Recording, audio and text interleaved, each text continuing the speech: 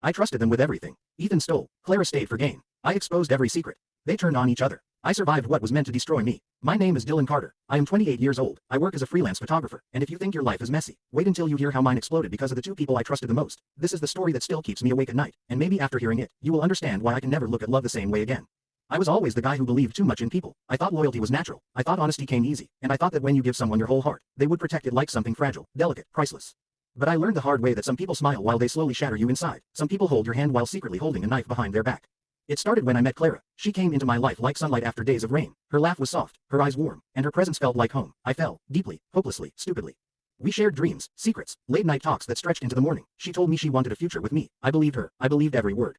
And that was my biggest mistake. My best friend Ethan had been with me since childhood. We grew up side by side. He knew every part of me, every weakness, every insecurity, every fear. I thought he was my brother, the kind you choose when life does not give you one by blood. I never imagined he would be the one to break me. The signs were small at first. Clara becoming distant, Ethan avoiding my calls, the weird silence when I entered a room, the sudden excuses, the secret smiles they thought I would never notice. But love blinds you, and trust deafens you, so I ignored it, brushing the unease aside until it became unbearable. One evening I came home early, planning to surprise Clara with her favorite dinner. The lights were low, the curtains half drawn, and their voices drifted from the living room, soft, close, intimate. When I stepped inside, the scene shattered the last piece of innocence I had left. Clara in Ethan's arms, his hands on her waist, her face buried in his shoulder. They both froze when they saw me, guilt covering their faces like a mask ripped off too late. I remember standing there, unable to breathe, unable to move, unable to understand how the two people I trusted with everything had just stabbed me without a second thought. Clara tried to speak, Ethan tried to explain, but the truth was in their eyes. The betrayal was already complete. I walked away that night, but my heart refused to leave with me. It stayed trapped in that moment, bleeding. For weeks I disappeared from everyone. I let the silence consume me while I rebuilt myself piece by piece. And while pain destroyed me, something else grew inside, something sharp, cold, and determined. Revenge. I did not want to hurt them physically. That would be too easy, too simple. No, I wanted them to feel what I felt, to lose what they took from me, to crumble the way they crumbled me. So I watched them from a distance. I waited. I learned their secrets, their fears, their weaknesses, everything they tried to hide from the world. Ethan had been stealing money from the small business he managed. Clara was planning to leave him once she got enough from him. Neither trusted the other. They were together only because betrayal had glued them for a moment, but poison does not hold people together for long.